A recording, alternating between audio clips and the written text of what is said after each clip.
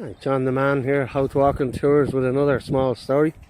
This story, of course, is the famous area of Balscadden Bay. This area is awash with famous actors and writers and rock stars. Many a legend has walked along this street.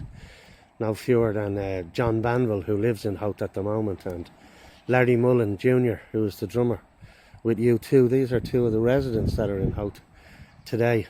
But some of the past residents, or people who have passed through this town, are people such as Shane MacGowan, lead singer with the Pogues and the writer of Fairy Tale of New York. And he got this idea from a man who also lived on this street. He got it from a man called J.P. Dunleavy.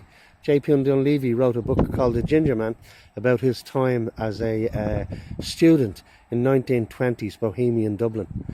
And he also wrote a short story called Fairy Tale of New York, which Shane MacGowan was reading at the time that he wrote that particular Christmas song.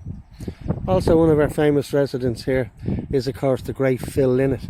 And Phil Lynott once lived in a hotel just below us here called the Asgard Hotel when he first came back, or he came to decide to live in Howth, the area in which he died in 1996, Phil Lynott. But probably the most memorable person to live in this area is, of course, William Butler Yeats.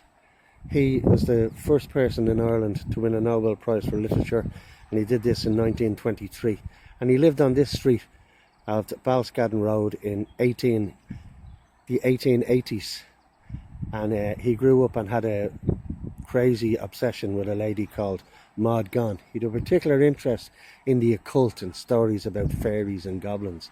There is a plaque placed on his doorway which is taken from the poem Clots of Heaven, and it finishes with, "I have spread my dreams under your feet, tread softly because you tread on my dreams."